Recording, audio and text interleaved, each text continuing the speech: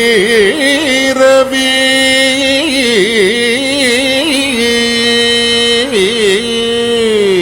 ഭൈരവി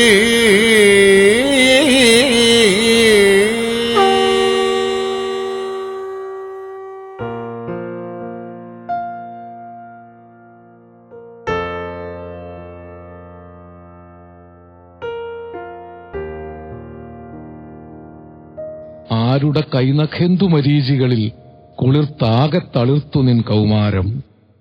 സീമന്തിനെ നിന്റെ ചൊടികളിലാരുടെ പ്രേമമൃദുസ്മേരത്തിൻ സിന്ദൂരം. അത് പാടണമെങ്കിൽ ഞാൻ വിചാരിച്ച പറ്റില്ല. അതിന്റെ സഞ്ചാരങ്ങളൊക്കെ അസാധാരണമായ സഞ്ചാരങ്ങളാണ്. വെൺചിറകൊതുക്കിയ പ്രാവുകൾ പോലുള്ള ചഞ്ചല പദങ്ങളോടെ നീ മന്ദം മന്ദം നടക്കുമ്പോൾ താനേ പാടുമൊരു മൺവിപഞ്ചിക ഈ ഭൂമി. ഇതിങ്ങനെ പറഞ്ഞുകൊണ്ടിരുന്നാ മതി. എന്നെ അതിന്മാറിലെ ഇഴകളാക്കൂ. ഇത് പ്രണയത്തിന്റെ സാന്ദ്രഗംഭീരങ്ങളായ നിമിഷങ്ങൾ എന്ന് പറയും. ഇപ്പൊ ഞാൻ അടുത്ത കാലത്ത് കേട്ടൊരു പാട്ട്, കൊക്കോ കോഴി ചില്ലി ചിക്കൻ പീസായി നിന്നെ കൊത്തി വിഴുങ്ങും ഞാൻ. അതൊരു പുതിയ പ്രേമഗാന. കൊക്കോ കോഴി ചില്ലി ചിക്കൻ പീസായി നിന്നെ കൊത്തി വിഴുങ്ങും ഞാൻ.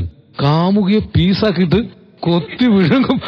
എന്ത് പ്രണയം വന്നാലും, ഇത്ര ഹിംസാത്മകമായ പ്രണയം വന്നാൽ എന്ത് വിശ്വസിച്ചിട്ടാ കാമുകന്റെ കൂടെ പോവാ? അല്ല, ഇങ്ങനെ പൈനാപ്പിൾ പെണ്ണെ ചോക്ലേറ്റ് പീസ് എന്നൊക്കെ പുതിയ പാട്ടുകളുടെ ഒക്കെ സ്വഭാവം കണ്ടില്ലേ? ഹിംസാത്മകവും കച്ചവടം അല്ലേ? പഴയതിലുണ്ട്. ഒരു പൈനാപ്പിൾ പോലെ പെണ്ണാണെങ്കിൽ പൈനാപ്പിൾ പീസ് ആവുന്നില്ലല്ലോ. ഈ പീസ് റേറ്റ് എന്ന് പറഞ്ഞാൽ കച്ചവട. ഇത് പുതിയ വ്യവസായ യുഗമാണ്. ഇതൊക്കെ അല്ലേ ഈ കൽപ്പനകളൊക്കെ വേറെ ഉപയോഗിച്ചിട്ടുണ്ട്. ഉമ്മ തരാം രാക്ഷസി, അത് താരതമ്യേന കുറച്ച് കുറഞ്ഞ സാധനം, അതിനൊക്കെ കടുത്ത സാധനങ്ങളൊക്കെ വന്നിട്ടുണ്ട്. ഈ തരത്തിൽ പ്രണയം മാറി നോക്കൂ. അന്നൊക്കെ, ഇന്ന് നമുക്ക് പറയാം പ്രേമ ഭിക്ഷുകി എന്നാണ് കാമുകിയെ സംബോധന ചെയ്യുന്നത് അല്ലേ? അങ്കനമാർ മൗലേ, അംശുമതി ബാലേ, അനങ്ക കാവ്യകലേ എന്ന് ഏതെങ്കിലും പെണ്ണിനോട് അങ്കനമാർ മൗലേ അംശുമതി ബാലേ എന്ന് പറഞ്ഞ തെറി പറഞ്ഞാൽ വിചാരിക്കും. ഇതിന്റെ അർത്ഥം അറിയാത്ത ആളുകളോട് ഇത് പറഞ്ഞ മുഴുവൻ വയലാർ മുഴുവൻ അഭിസംബോധന ചെയ്യുന്നത് സന്യാസിനി. നോക്കൂ, ഒരു കാമുകിയെ സന്യാസിനി എന്ന് സംബോധന ചെയ്ത് ലോകത്തെ ഏതെങ്കിലും ഒരു കവിത ഉണ്ടായിട്ടെന്നറിയില്ല. സന്യാസിനി, നിൻ പുണ്യാശ്രമത്തിൽ ഞാൻ സന്ധ്യാപുഷ്പവുമായി വന്നു. ആരും തുറക്കാത്ത പൂമുഖവാതിലിൽ അന്യനെ പോലെ ഞാൻ നിന്നു.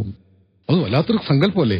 എന്നെ എന്നെങ്കിലും കാണുമെന്നാണ് പറയുന്നത്. അന്നും എന്നെ ആത്മാവ് നിന്നോട് മന്ത്രിക്കും, നിന്നെ ഞാൻ സ്നേഹിച്ചിരുന്നു.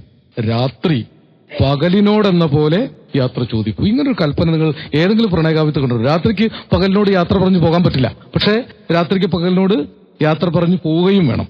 പ്രേമഭിക്ഷുകിയിൽ പറയും, നടന്നും തളർന്നും തലമുറകൾ വന്ന് ചവിട്ടിക്കുഴച്ചിട്ട വീഥികളിൽ പതിഞ്ഞ നമ്മൾ തൻ കാലടിപ്പാടുകൾ പൊടി വന്ന് മൂടിക്കിടന്നു ഇത്ര നാൾ അല്ലേ, മറക്കാൻ കഴിഞ്ഞിരുന്നെങ്കിൽ. ഇതൊക്കെ ഒരു സങ്കല്പവിശേഷം മാത്രമല്ല, മനുഷ്യഹൃദയത്തിന്റെ താഴിട്ടു പൂട്ടിയ വികാരമണ്ഡലങ്ങളിൽ ചെന്ന് അതിനെ എല്ലാ പൂട്ടും തകർത്ത് തുറന്ന് നമ്മളെ പച്ച മനുഷ്യരാക്കാണ് ആ പാട്ട് കേൾക്കുമ്പോൾ. ഒരു പാട്ട് പുനർജന്മത്തിലാണ്, അതിന്റെ ഈണവും അതിന്റെ വരികളും നിങ്ങൾ ആലോചിക്കണം.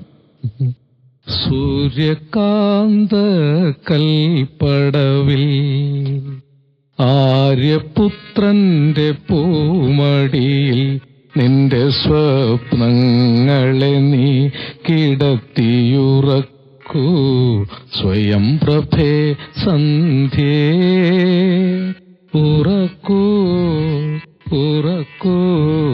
സുശീലമ്മയാണ്. സൂര്യകാന്ത കൽപ്പടവ്.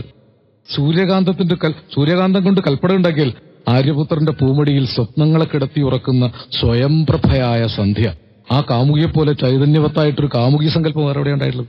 വയലാറിന്റെ കാമുകിമാരെ പോലെ ഇത്രയും ധന്യരായ കാമുകിമാർ ആ കാലത്ത് ജീവിച്ച സ്ത്രീകളൊക്കെ ഭാഗ്യശാലികളാണ്. പ്രേമിച്ച് നിന്നെ ഞാനൊരു ഗോപസ്ത്രീയാക്കും, അല്ല ദേവസ്ത്രീയാക്കും. കാടായ കാടുകൾ മുഴുവൻ ഞാനൊരു കതിർമണ്ഡപമാക്കും. അങ്ങനെ നല്ല പ്രണയികളായ പുരുഷന്മാരും നല്ല പ്രണയികളായ സ്ത്രീകളും ഉണ്ടായിരുന്ന ഒരു കാലത്തെ സൃഷ്ടിച്ചു. അതിനു മുമ്പ് അങ്ങനെ ആയിരുന്നില്ല. അങ്ങനെ പ്രണയമൊന്നും എല്ലാവർക്കും ഉണ്ടായിരുന്നില്ല. അത് ഇവരെ കൂടി ഉണ്ടാക്കി തന്നതാ. പണ്ട് പ്രണയം എന്നത് സങ്കല്പിക്കാൻ പറ്റില്ല. വീട്ടിൽപ്പെട്ടതിരിപ്പാട് വിഷുക്കൈ നീട്ടം എന്നുള്ള കഥയിൽ പറയുന്നുണ്ട്. ഒരു അമ്മത്ത് വിരുന്ന് പാർക്കാൻ ചെന്ന കുട്ടൻ എന്ന നമ്പൂരി യുവാവായിട്ടുള്ള കൗമാരപ്രായക്കാരനാണ്. ഒരു കുട്ടിക്കാവ് ഉമ്മ വെച്ചു. അയാൾ അത്ഭുതപ്പെടുകയാണ്. ഈ അന്തർജനങ്ങൾക്ക് ഉമ്മ വെക്കാൻ അറിയാമെന്ന് ജീവിതത്തിൽ ആദ്യമായിട്ട് മനസ്സിലാവുക. പ്രണയത്തിന്റെ അടയാളങ്ങൾ ഏതോ സപത്നി മത്സരങ്ങൾ കൊണ്ട് 80-90 വയസ്സായ വൃദ്ധന്മാരുടെ ഭാര്യമാരായി 14-15 വരെ പ്രായമുള്ള സ്ത്രീകൾ കിരാതമായ കാമാന്ധ ചാബല്യങ്ങൾക്ക് കീഴെ ഞെരിഞ്ഞമർന്ന് ജീർണിച്ചു പോയ അനേക ജന്മങ്ങൾക്കിടയിൽ ചുംബിക്കുക എന്ന മാംസനിബദ്ധമല്ലാത്ത ഒരു രാഗത്തിന്റെ അടയാളം ഒരു സ്ത്രീക്കുണ്ട് എന്നറിയൽ അതൊരു വല്ലാത്ത സങ്കല്പമാണ് സർ. അത് മനസ്സിലാക്കണം. കാരണം അത് നമുക്ക് മനസ്സിലാക്കാൻ പറ്റാത്ത ഒന്നാണ്. കാമമല്ല, സ്ത്രീ ശരീരം വേണ്ട പ്രേമിക്കാൻ. നാരായണിയുടെ ശബ്ദം മാത്രം മതി എന്നാണ് വൈക്കം മുഹമ്മദ് ബഷീർ പറഞ്ഞതല്ലേ. ആശാന്റെ നായിക വാസവദത്ത സമയമായില്ല എന്ന് ഉപഗുപ്തൻ പലതവണ പറഞ്ഞു. അവസാനം സമയമായത് എപ്പോഴാണ്?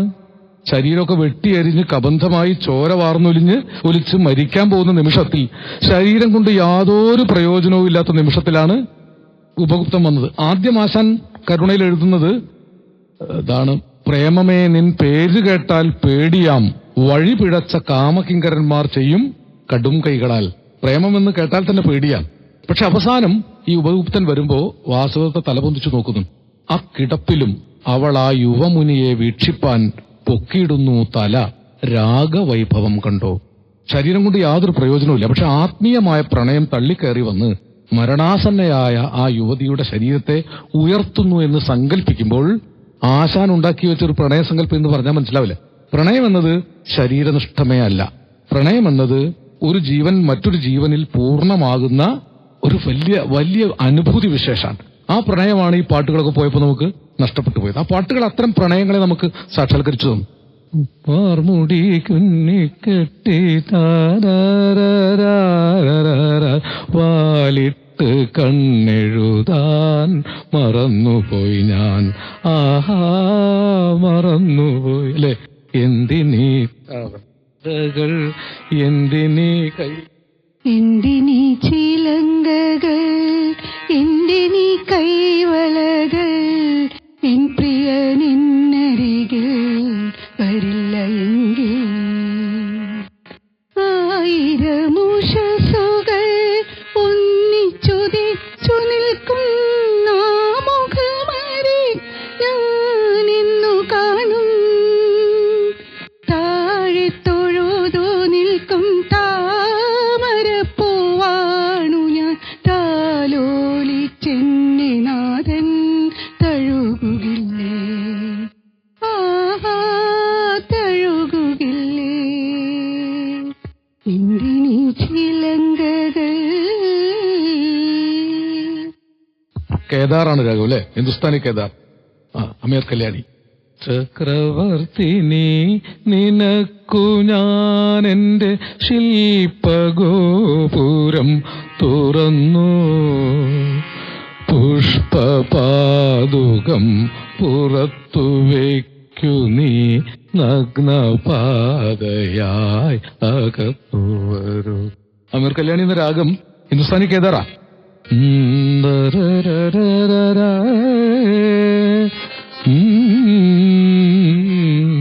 बोले तो बांसुरी कही मन दिल सुनाई रे, बोले तो बांसुरी कही मन दिल सुनाई रे.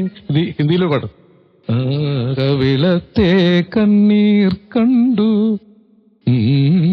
ഓ വിലപേശാനോടിയെത്തിയ വഴിയാത്രക്കാരാ,